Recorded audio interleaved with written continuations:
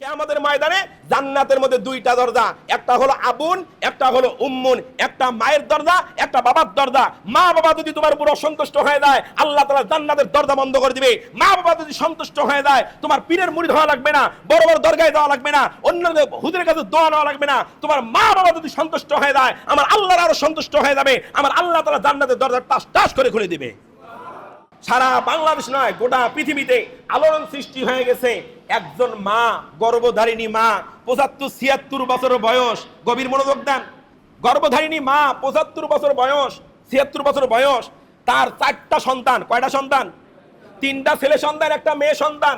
3 সন্তান যেন যেন শিক্ষিত নয়। আপনি শুনলে আশ্চর্য হবেন।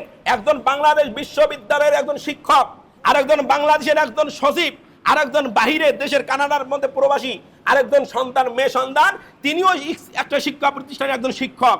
এরা লেখাপড়া করে বড় বড় সার্টিফিকেট ধারি নিয়েছে, কিন্তু তাদের গর্ভধারিণী মা তাদের ফ্ল্যাটের মধ্যে এমনভাবে নিকৃষ্টভাবে জঘন্যভাবে মরে পচে ছিল। সন্তানরা খোঁজ রাখে নাই, সন্তানরা বলতে পারে না।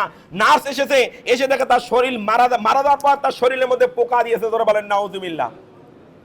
একজন মা মারা গেছে কবে সন্তান জানে না, অথচ 3 সন্তান, 4 সন্তান, 4 জন হায়ার এডুকেটেড পারসন, শিক্ষিত। এবার আওয়াজ দিয়ে বলেন তো, এরা কি আসলেই শিক্ষিত? কথা বলতে হবে, এরা কি আসলেই শিক্ষিত? এরা কখনো শিক্ষিত হতে পারে না।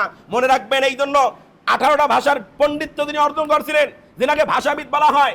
আমার বন্ধু ডক্টর মোহাম্মদ শহীদুল্লাহ, ইনি বলেছিলেন, তোমার পৃথিবীর বড় বড় সায়েন্টিস্ট, বড় বড় ইউনিভার্সিটি, বড় বড় শিক্ষা প্রতিষ্ঠানের সার্টিফিকেট তোমার কাছে থাকতে পারে, তুমি পৃথিবীর নাম করা শিক্ষিত মানুষ হতে পারো, তোমার ভিতরে সকল জ্ঞান আছে, সকল সার্টিফিকেট আছে, সকল শিক্ষা প্রতিষ্ঠানের সনদ আছে, কিন্তু তোমার ভিতরে যদি আল্লাহর কোরআনের জ্ঞান না থাকে, তুমি পৃথিবীর সবচাইতে বড় মূর্খ।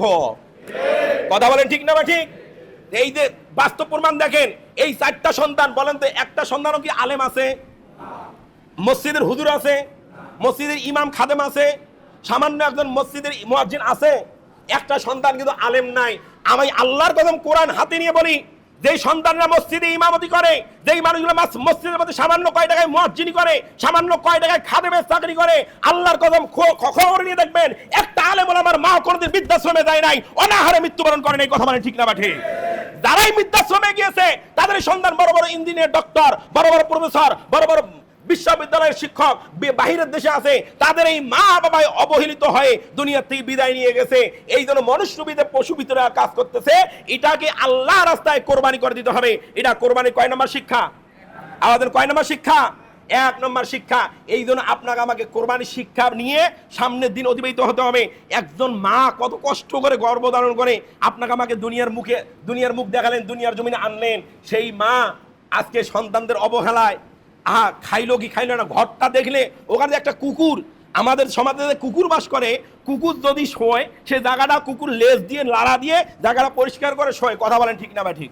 কিন্তু যেই মা এত কষ্ট করে গর্ভধারণ করে মানুষ করলেন, সেই মা যে জায়গায় থাকে, আপনারা দেখেছেন, ভিডিও দেখেছেন, পোস্ট দেখেছেন, ছবি দেখেছেন, ওখানে কোনো মানুষ বসবাসের যোগ্য নয়। কথা বলেন ঠিক না বা ঠিক?